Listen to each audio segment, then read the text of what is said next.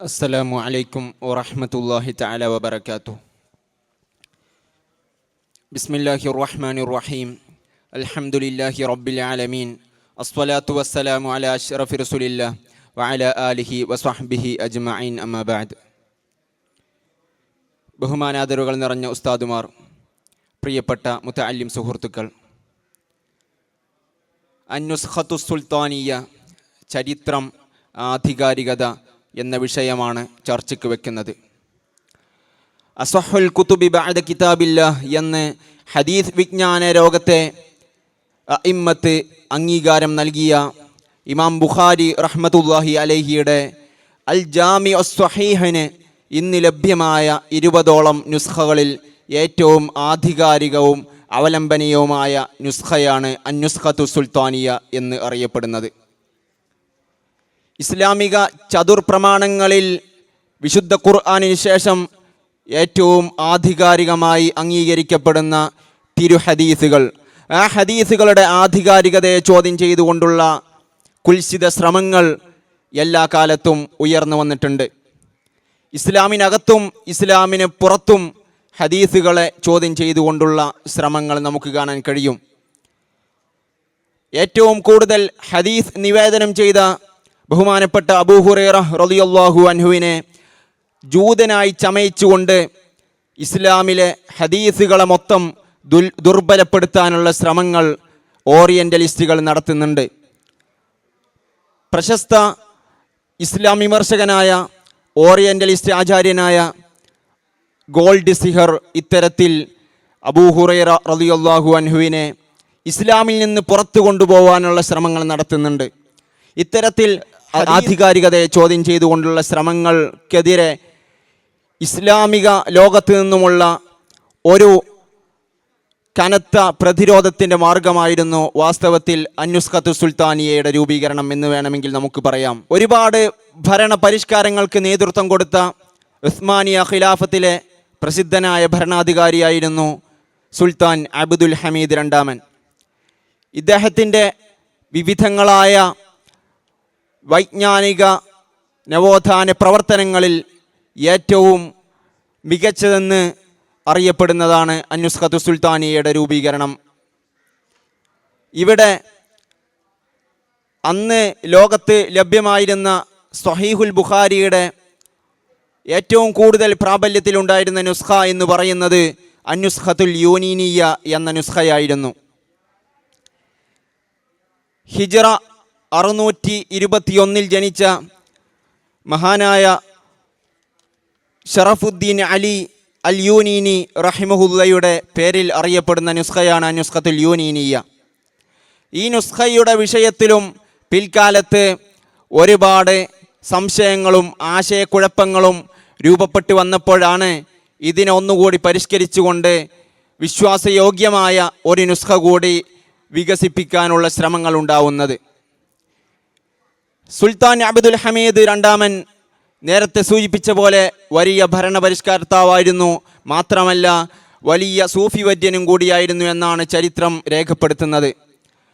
അദ്ദേഹത്തിൻ്റെതായി ഉദ്ധരിക്കപ്പെടുന്ന ഒരു ചരിത്രത്തിൽ കാണാം, മഹാനവറുകളുടെ കൊട്ടാരത്തിൽ ഒരു ദിവസം ഇസ്താംബൂളിൽ നിന്നും ഒരു കച്ചവടക്കാരൻ കയറി വരികയാണ്. അദ്ദേഹം പറഞ്ഞു, സുൽത്താൻ, നിങ്ങൾ എന്നോട് കടപ്പെട്ടിട്ടുണ്ട്, നിങ്ങൾ എന്നോട് ബാധ്യതയുള്ളയാളാണ്. ഈ സമയത്ത് സുൽത്താൻ പ്രതികരിക്കുകയാണ്, ഞാൻ നിങ്ങളുമായി ജീവിതത്തിൽ ഒരിക്കൽ പോലും ഒരിടപാടും നടത്തിയിട്ടില്ല, പിന്നെ എങ്ങനെയാണ് ഞാൻ നിങ്ങളോട് കടപ്പെട്ടിരിക്കുന്നത്, ഒന്ന് വ്യക്തമാക്കി പറയൂ എന്ന് പറയുന്ന സാഹചര്യത്തിൽ ഈ പാവപ്പെട്ട കച്ചവടക്കാരൻ പറയുകയാണ്, ഞാൻ ഒരുപാട് കടബാധ്യതയുള്ളയാളാണ്. എല്ലാ ദിവസവും എൻ്റെ കടബാധ്യത നീങ്ങിക്കിട്ടാൻ വേണ്ടി ഷഫീഊന സ്വല്ലല്ലാഹു അലൈഹി വസല്ലമ തങ്ങളോട് അഭ്യർത്ഥിക്കാറുണ്ട്, അള്ളാഹുവിനോട് ഞാൻ ദുആ ചെയ്യാറുണ്ട്. അങ്ങനെ ഇന്നലെ രാത്രി ഞാൻ കിടന്നുറങ്ങിയപ്പോൾ നബി സ്വല്ലല്ലാഹു അലൈഹി വസല്ലമ തങ്ങൾ മനാമിൽ വരികയും, നിങ്ങളുടെ ആവശ്യം കടബാധ്യത നീങ്ങിക്കിട്ടുക എന്നല്ലേ, അതിനാൽ നിങ്ങൾ സുൽത്താൻ അബ്ദുൽ ഹമീദിനെ പോയി സമീപിക്കണം, അദ്ദേഹത്തോട് കാര്യങ്ങൾ ബോധിപ്പിക്കണം എന്ന് നബി സല്ലല്ലാഹു അലൈഹി വസല്ലമ തങ്ങൾ പറഞ്ഞു. മാത്രമല്ല കൂട്ടത്തിൽ ഇന്നലെ രാത്രി അദ്ദേഹം പതിവായി ചൊല്ലാറുള്ള പല ദിക്റുകളും സ്വലാത്തുകളും അദ്ദേഹം മറന്നിട്ടുണ്ട്. അക്കാര്യം കൂടി സുൽത്താനെ ഓർമ്മിപ്പിക്കണമെന്ന് കൂടി നബി സല്ലല്ലാഹു അലൈഹി വസല്ലമ തങ്ങൾ മനാമിൽ എന്നോട് ഉണർത്തുകയുണ്ടായി. അതിൻ്റെ അടിസ്ഥാനത്തിലാണ് ഞാനിപ്പോൾ കൊട്ടാരത്തിലേക്ക് വന്നതെന്ന് ഈ മനുഷ്യൻ പറയുകയാണ്.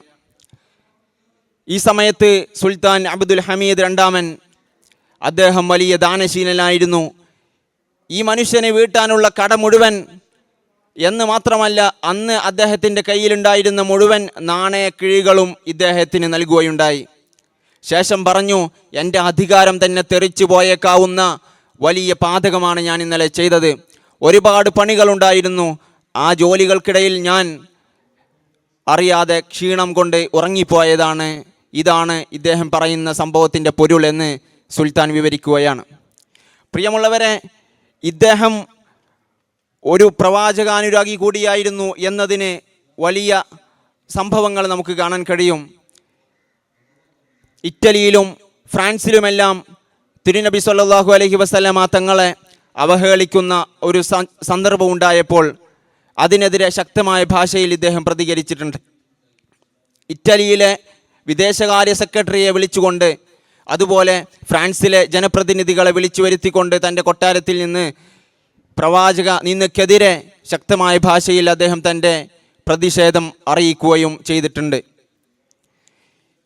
ഈ സുൽത്താൻ അബ്ദുൽ ഹമീദ് രണ്ടാമനാണ് അന്നുസ്ഖത്തു സുൽത്താനിയ വികസിപ്പിക്കാനുള്ള ശ്രമങ്ങൾ നടത്തിയത്. അദ്ദുക്തൂർ മുഹമ്മദ് ബിൻ അബ്ദുൽ കരീം എന്ന അന്നുസ്ഖത്തു സുൽത്താനിയെക്കുറിച്ച് റിസർച്ച് നടത്തിയ ആനുകാലിക പണ്ഡിതൻ രേഖപ്പെടുത്തുന്നത് ഇപ്രകാരമാണ്: സുൽത്താൻ അബ്ദുൽ ഹമീദ് രണ്ടാമൻ ഖജനാവിൽ നിന്ന് പണമെടുക്കാതെ സ്വന്തം ചിലവിൽ നിന്നാണ് അന്നുസ്ഖത്തു സുൽത്താനിയ വികസിപ്പിക്കാൻ ആവശ്യമായ ഫണ്ട് കണ്ടെത്തിയത് എന്ന് അദ്ദേഹം തൻ്റെ പഠനത്തിൽ പറയുന്നുണ്ട്. ഇങ്ങനെ അന്നുസ്ഖത്തുൽ യൂനീനിയയുടെ, അന്ന് നിലവിൽ ലഭ്യമായ അന്നുസ്ഖത്തുൽ യൂനീനിയയുടെ പകർപ്പെടുത്തുകൊണ്ട് ജാമിയത്തുൽ അസ്ഹറിലെ പ്രമുഖ ഹദീസ് പണ്ഡിതനായിരുന്ന അഷേഖ് ഹസൂനത്തൻ നവാവി റഹിമഹുല്ലയെ ഏൽപ്പിക്കുകയാണ് സുൽത്താൻ. എന്നിട്ട് 16 പണ്ഡിതന്മാർ ഉൾക്കൊള്ളുന്ന സമിതി രൂപീകരിക്കുകയും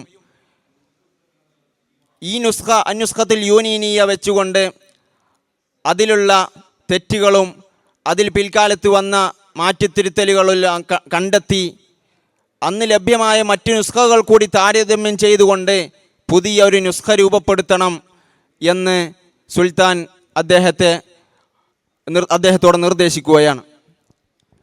അങ്ങനെ ഹിജ്റ 1311 കൈറോവിലെ ബൂലാഖ് എന്ന സ്ഥലത്ത് സ്ഥിതി ചെയ്യുന്ന മത്ബഅയിൽ വെച്ചാണ് ആദ്യ നുസ്ഖ പുറത്തിറങ്ങിയത്.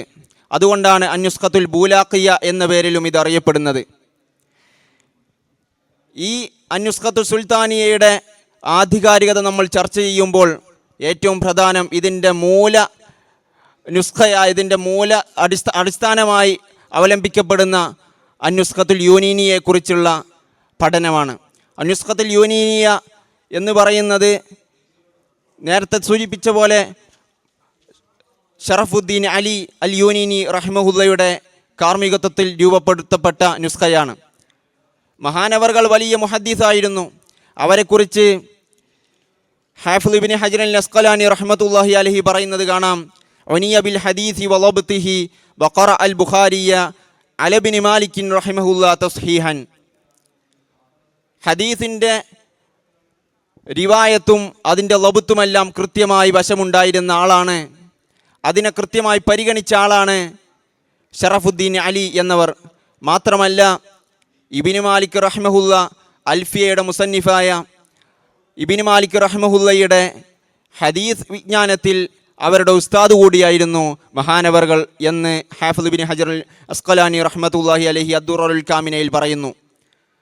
ഹാഫിദ് അൽ ഇമാം ദഹബി തങ്ങൾ അവിടുത്തെ തദ്കിറത്തുൽ ഹുഫാദിൽ മഹാനവറുകളെക്കുറിച്ച് പരിചയപ്പെടുത്തുന്നത് ഇപ്രകാരമാണ്: ലസിംതുഹു നൈഫൻ വസബഈന യൗമൻ വഅക്സർതു അൻഹു വകാന ആരിഫൻ ബിഖവാനീനി റിവായ. ഹദീസ് റിവായത്ത് ചെയ്യുന്നതിലെ ഖാനൂനുകൾ കൃത്യമായി വശമുണ്ടായിരുന്ന ആളാണ് ഷറഫുദ്ദീൻ അലി എന്നവർ. മാത്രമല്ല ഞാൻ അദ്ദേഹത്തിൻ്റെ ശിഷ്യൻ കൂടിയായിരുന്നു. 70-ലേറെ ദിവസം ഞാൻ മഹാനവറുകളുടെ അടുത്ത് താമസിച്ചുകൊണ്ട് ഹദീസ് പഠനം നടത്തിയിട്ടുണ്ട്. മാത്രമല്ല വഅന്നഹു ഖാബലൽ ബുഖാരിയ ഫീ സനത്തിൻ വാഹിദ 11 മറ, ഒരു വർഷം 11 പ്രാവശ്യം മഹാനവറുകൾ സ്വഹീഹുൽ ബുഖാരി മുഖാബല നടത്തി മറ്റുള്ള നുസ്ഖകളുമായി താരതമ്യ പഠനം നടത്തിയാണ് തൻ്റെ നുസ്ഖ രൂപപ്പെടുത്തിയത് എന്ന് ഹാഫിദ് അദ്ഹബി ഇമാം അവിടുത്തെ തദ്കിറത്തുൽ ഹിഫാദിൽ രേഖപ്പെടുത്തുന്നുണ്ട്. മാത്രമല്ല ഇബ്നു റജബ് റഹ്മഹുല്ലയും ഇവരെക്കുറിച്ച് ഒരുപാട് പുകഴ്ത്തിയത് കാണാം. സമിഅ മിൻഹു ഖൽഖും മിനൽ ഹുഫാദി വൽ അഇമ്മ, ഒരുപാട് ഹാഫിദുകളും ഹദീസിൻ്റെ ഇമാമുമാരും ഇവരിൽ നിന്ന് ഹദീസുകൾ ഉദ്ധരിച്ചിട്ടുണ്ട്, ഹദീസുകൾ റിവായത്ത് ചെയ്തിട്ടുണ്ട്. ഈ ശറഫുദ്ദീൻ അലി എന്നവർ രൂപപ്പെടുത്തിയ അന്നുസ്ഖത്തുൽ യൂനീനിയയുടെ ഏറ്റവും പരിഷ്കരിച്ച പതിപ്പാണ് വാസ്തവത്തിൽ അന്നുസ്ഖത്തു സുൽത്താനിയ എന്നറിയപ്പെടുന്നത്. അന്ന് വരെ ഏറ്റവും കൂടുതൽ അംഗീകരിക്കപ്പെട്ടിരുന്നത് അന്നുസ്ഖത്തുൽ യൂനീനിയ ആയിരുന്നു. പക്ഷേ അതിൽ പിൽക്കാലത്ത് ചില മാറ്റത്തിരുത്തലുകൾ വന്നു എന്ന കാരണത്താലാണ് അന്നുസ്ഖത്തു സുൽത്താനിയ എന്ന പേരിൽ പുതിയൊരു നുസ്ഖ രൂപപ്പെടുത്തണമെന്ന് സുൽത്താൻ അബ്ദുൽ ഹമീദ് രണ്ടാമൻ ഓർഡർ ചെയ്യുന്നത്. ഇവിടെ ഇതിൻ്റെ ആധികാരികത ചർച്ച ചെയ്യുന്നിടത്ത് ഇതിൽ ഓരോ പദവും രേഖപ്പെടുത്തുന്നിടത്ത് നടത്തിയ സൂക്ഷ്മത കൂടി നമ്മൾ ചർച്ച ചെയ്യേണ്ടതുണ്ട്. സ്വഹീഹുൽ ബുഖാരിയിൽ കിതാബു തഫ്സീരിൽ ഖുർആൻ എന്ന ഒരു അധ്യായവും അതിന് ചുവടെ ഓരോ സൂറത്തുകളുടെയും പേര് പറഞ്ഞുകൊണ്ട് ഉള്ള ഉപാധ്യായങ്ങളും കാണാൻ കഴിയും. ഇവിടെ ചില നുസ്ഖകളിൽ സൂറത്തുകളുടെ പേര് പറയുന്നത് സൂറത്തുൽ ബഖറ, സൂറത്തു ആലി ഇമ്രാൻ ഇങ്ങനെയാണ്. എന്നാൽ മറ്റു ചില നുസ്ഖകളിൽ തഫ്സീറു സൂറത്തിൽ ബഖറ, തഫ്സീറു സൂറത്തി ആലി ഇമ്രാൻ എന്നിങ്ങനെ തഫ്സീർ എന്ന പദവും കൂടി കൂട്ടിച്ചേർത്തുകൊണ്ടും കാണാം. ഇതിനു പുറമെ ചില നുസ്ഖകളിൽ ഇത് സൂറത്തുൽ ബഖറ എന്ന് പരാമർശിക്കുന്നതിന് മുമ്പ് ബിസ്മില്ലാഹിർ റഹ്മാനിർ റഹീം എന്ന് ബിസ്മി കൂടി കൂട്ടിച്ചേർത്തിട്ടുണ്ട്. എന്നാൽ ഇവിടെ വ്യത്യസ്ത നുസ്ഖകളിൽ വിവിധ രൂപങ്ങളിൽ രേഖപ്പെടുത്തിയത് കാണുമ്പോൾ ഏറ്റവും സൂക്ഷ്മതയുടെ ഒരു മാർഗമാണ് അന്നുസ്ഖത്തു സുൽത്താനിയ സ്വീകരിച്ചിട്ടുള്ളത്.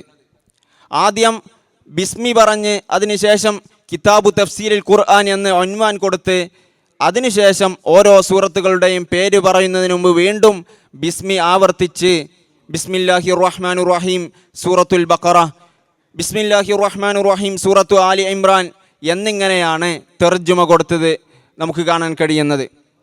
ഇവിടെ വ്യത്യസ്ത നുസ്ഖകളിൽ വിവിധ രൂപങ്ങളിൽ കാണുമ്പോൾ മഹാനായ ഇമാം ബുഖാരി റഹ്മത്തുള്ളാഹി അലൈഹിയുടെ റാവിമാരിൽ പ്രധാനിയായ അബൂദർദിൽ ഹർവി റഹ്മത്തുള്ളാഹി അലൈഹിയുടെ നുസ്ഖയാണ് ഇതിനെ അവലംബമാക്കിയത്.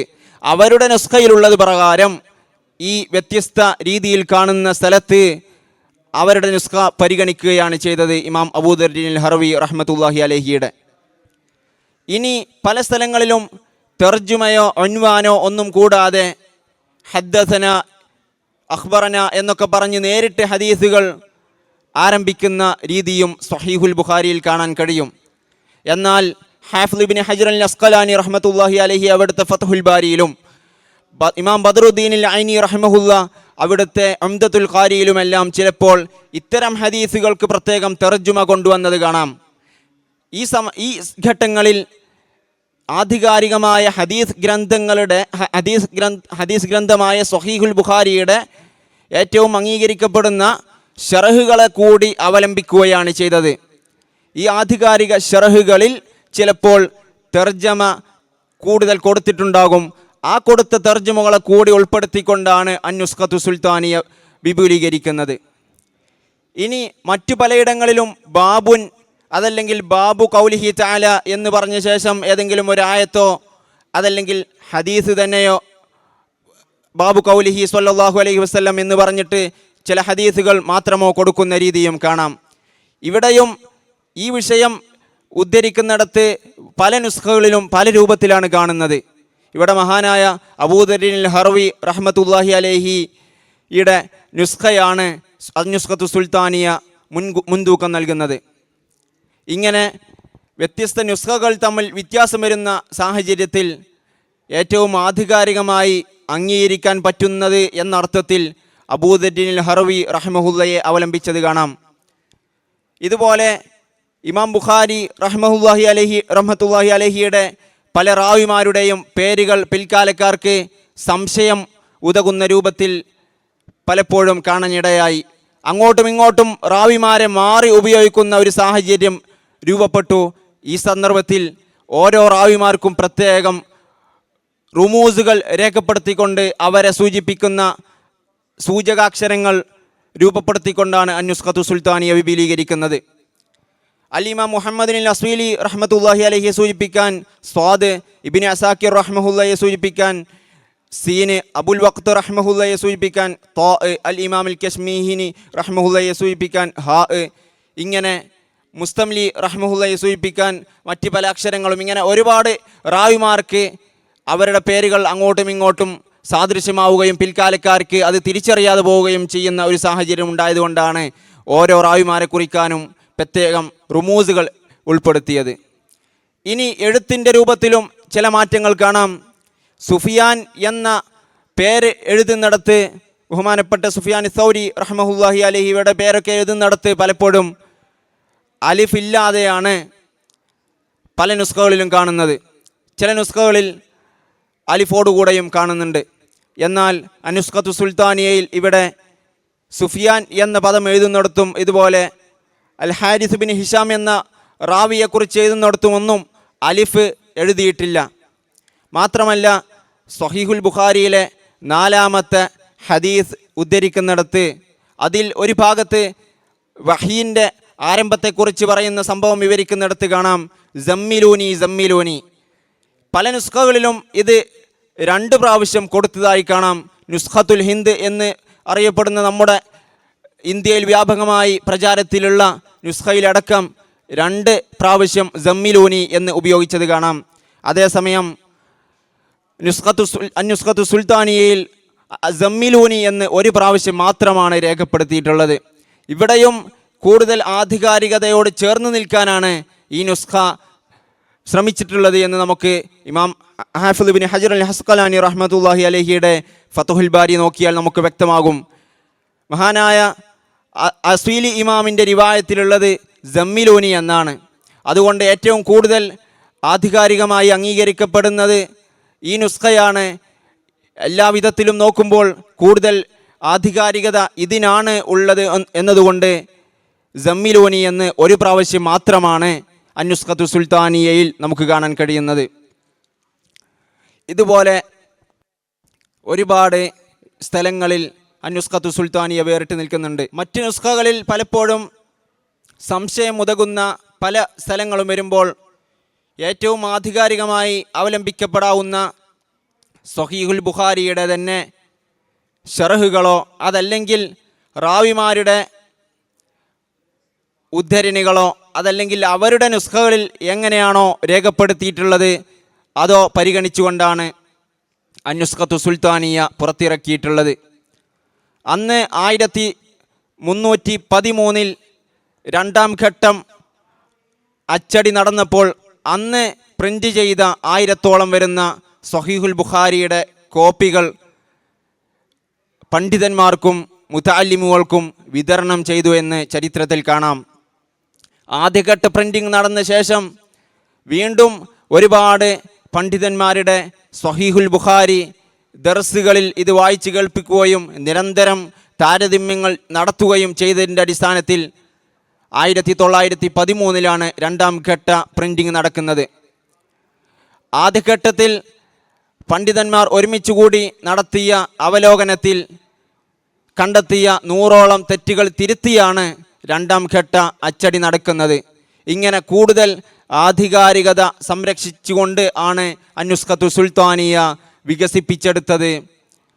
കൂടുതൽ ഹദീസ് ഗ്രന്ഥങ്ങൾ പിൽക്കാലത്ത് ആശയക്കുഴപ്പങ്ങൾ ഉതകുന്ന വിധത്തിൽ നുസ്ഖകൾ കണ്ടുവരുന്ന ഒരു സാഹചര്യത്തിൽ ഹദീസ് ഗ്രന്ഥങ്ങളിൽ ഏറ്റവും സ്വീകാര്യമായ സ്വഹീഹുൽ ബുഖാരിയുടെ നുസ്ഖ വളരെ കൃത്യതയോടെയും ഭദ്രതയോടെയും ക്രമപ്പെടുത്തുകയായിരുന്നു സുൽത്താൻ അബ്ദുൽ ഹമീദ് രണ്ടാമൻ ചെയ്തത് എന്ന് സംഗ്രഹിച്ച് വാക്കുകൾക്കിവിടെ വാഹൃദാവാനാൻ അൽഹംദുലില്ലാഹി റബ്ബിൽ ആലമീൻ. അസ്സലാമു അലൈക്കും വറഹ്മത്തുള്ളാഹി.